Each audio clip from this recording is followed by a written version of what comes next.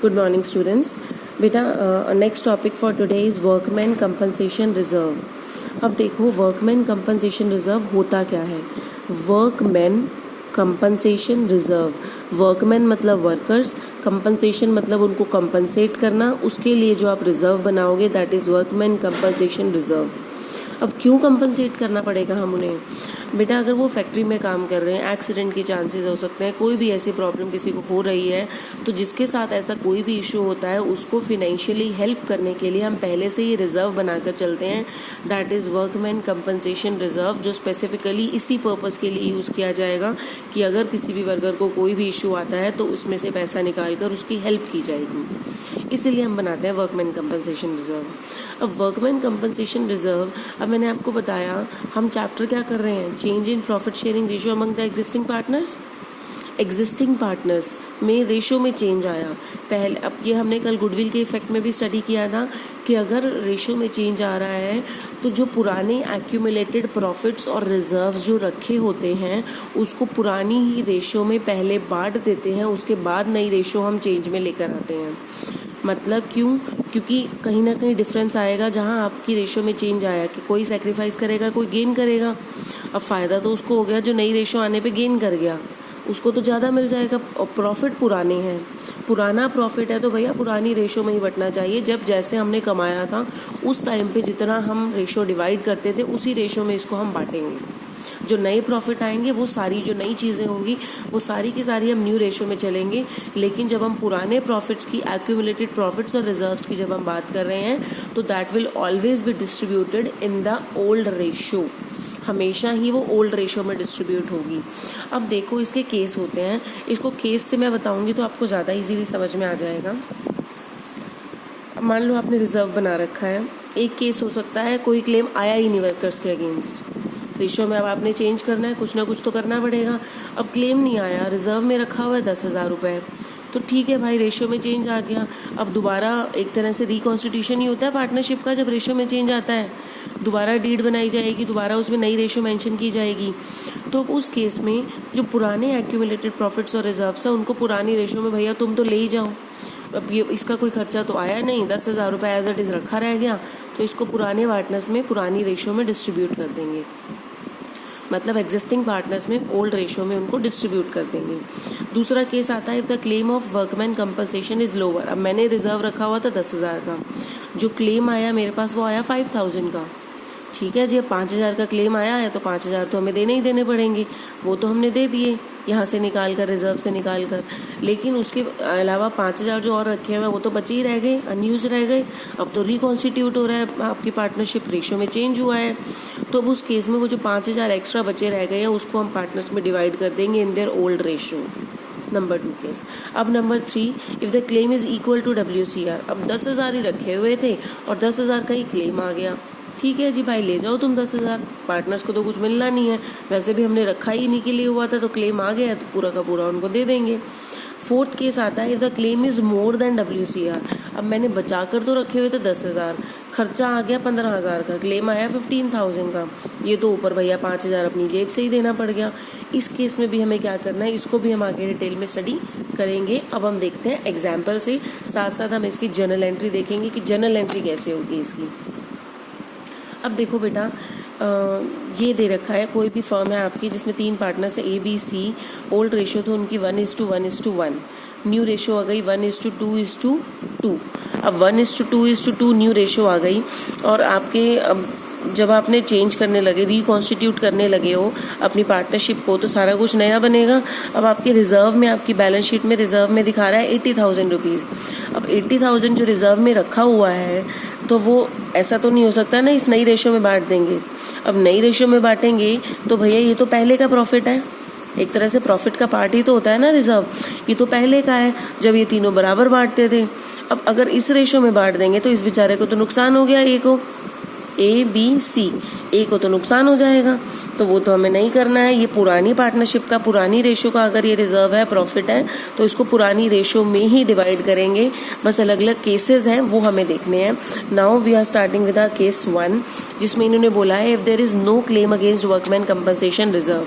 अगर कोई क्लेम नहीं है आपका वर्कमैन कंपनसेशन रिजर्व के अगेंस्ट, ठीक है भाई, कोई क्लेम नहीं है तो सारा का सारा हम क्या करेंगे, बोलेंगे जी 80,000 रखा हुआ है, कोई क्लेम तो आया नहीं है, आप तीनों ही बराबर ले लो इसको।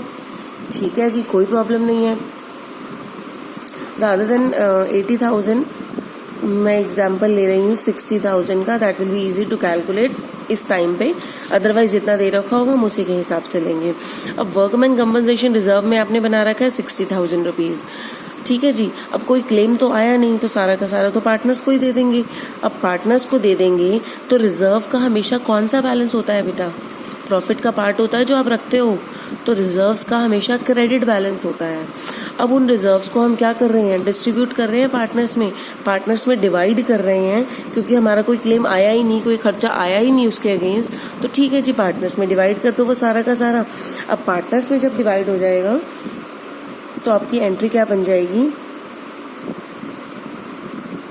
Workman compensation reserve account debit, कितना रखा हुआ था 60,000 रुपीज, टू किसको मिलेगा, पार्टनर्स को इन देयर ओल्ड रेशियो।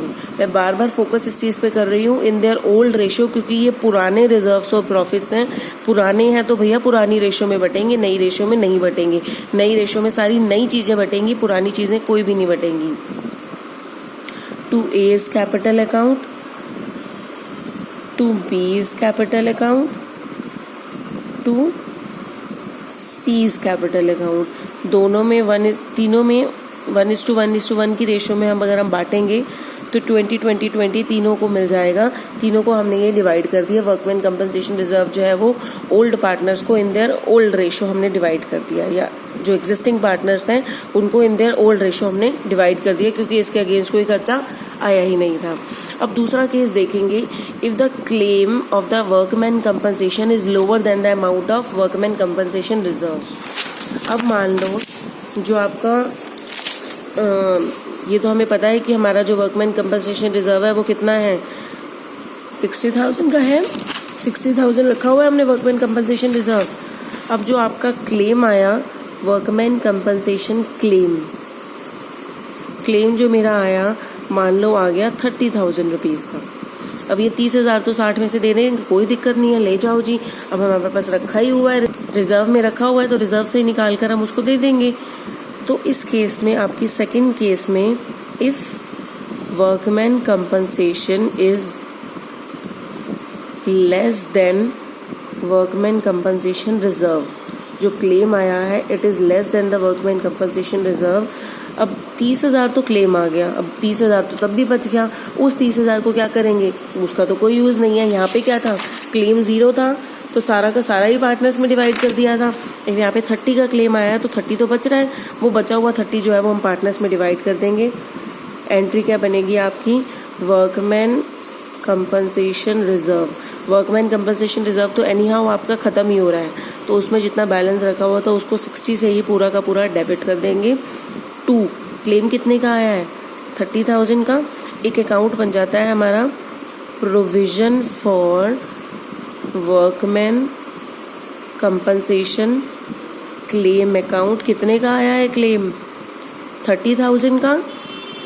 2 अब बचा हुआ क्या है, 60 में से 30 तो क्लेम आ गया, बाकी 30 तो बच गया, कोई दिक्कत नहीं है। 30 को फिर वही सेम एग्जिस्टिंग पार्टनर्स में ओल्ड रेशियो में बांट देंगे कि भैया ये तो एक्स्ट्रा बचा हुआ है, इसका कोई है तो है नहीं, अब तो नई पार्टनरशिप बन रही है तो पुराने प्रॉफिट्स हम डिवाइड कर देंगे, वही सेम चीज लग जाएगी। 2 एज कैपिटल अकाउंट, 2 बीज capital account, 2 seize capital account. अब 30,000 बचा हुआ है तो 1:1 की रेशियो, जो ओल्ड रेशियो है उसमें हम डिवाइड कर देंगे। 10,000 तीनों में डिवाइड हो जाएगा। क्लियर हो गया ये केस। अब हम देखते हैं बेटा थर्ड केस। अब थर्ड केस में वो बोल रहा है if the claim is equal to workman compensation reserve. अब भैया वर्कमैन कंपनसेशन रिजर्व में रखा हुआ था 60,000, और वर्कमैन कंपनसेशन जो क्लेम आया है वो भी 60 का आ गया। ठीक है जी, 60 का खर्चा था, 60 के लिए तो हम तैयार ही थे, 60 तक के लिए, तो इसी को उठाकर हम सारा का सारा डिवाइड कर देंगे। Workman compensation reserve account debit to provision for workman compensation claim 60,000 rupees. आ गया बेटा समझ में? अब हम करते हैं वन ऑफ द इम्पॉर्टेंट जो इनमें से था। नेक्स्ट केस है, लास्ट केस जो आपको दे रखा है, जिसमें वो बोल रहा है if the claim is more than WCR। अब इस केस में आपको ध्यान से समझना है, वो बोल रहा है मान लो WCR वही सेम केस 60,000 का था, जो आपके पास क्लेम आया ना, वर्कमैन कंपनसेशन क्लेम जो आया वो 90,000 का आ गया। भैया हम तो 60,000 तक के लिए तैयार थे, ये तो 90,000 का खर्चा आ गया। अब करना तो पड़ेगा, वर्कमैन को कंपनसेशन तो देना ही देना पड़ेगा। तो अब क्या करेंगे, वर्कमैन कंपनसेशन रिजर्व में से तो निकाल ही लेंगे जितना रखा हुआ है, वो तो एनी हाउ यूज़ करेंगे। 60,000 रखा हुआ है, अकाउंट डेबिट 60,000 रुपीज़ वहाँ से निकाल लिया। अब लेकिन देना कितना है, लिखें to provision for workman compensation claim कितना आया है 90,000 का। अब 90,000 का क्लेम था, रिजर्व में 60,000 था, जो बचा हुआ 30,000 है वो आप कहाँ से निकालोगे। यहाँ पर हम एक अपना अकाउंट खोल लेते हैं, रीवैल्यूएशन अकाउंट डेबिट। बेटा रीवैल्यूएशन अकाउंट वो होता है जब भी आपकी पार्टनरशिप में चेंजेस आ रहे हो, कोई भी चेंजेस आ रहे हो और आप अपना नया पार्टनरशिप एग्रीमेंट बना रहे होते हो, तो आप अपनी एसेट्स को और लायबिलिटीज़ को रीवैल्यू करते हो, ताकि उस टाइम पे कोई भी अगर प्रॉफिट या लॉस है, रीवैल्यू में मान लो एसेट आपकी बुक्स में दिखा रहा है 1 लाख की, जब आप मार्केट में उसका वैल्यूएशन कराने गए तो थी वो 2 लाख की। अब तो पार्टनरशिप चेंज हो रही है, नई डीड बन रही है, तो एक तरह से ये तो फर्म को बेनिफिट हो गया, 1 लाख से 2 लाख आपको मिल रहा है। तो वो बेनिफिट जो है वो पुरानी पार्टनरशिप के हिसाब से ही बटेगा। तो वो एक नया अकाउंट खोल लेते हैं, रीवैल्यूएशन अकाउंट, जिसमें वो जो प्रॉफिट और लॉसेज होते हैं एसेट्स और लायबिलिटीज़ के, वो सारे के सारे उसमें डाल देते हैं। उसके बाद अल्टीमेटली वहाँ से जो नेट प्रॉफिट या लॉस निकल कर आता है, रीवैल्यूएशन का जो प्रॉफिट या लॉस निकल कर आता है, वो पार्टनर्स में डिवाइड कर देते हैं।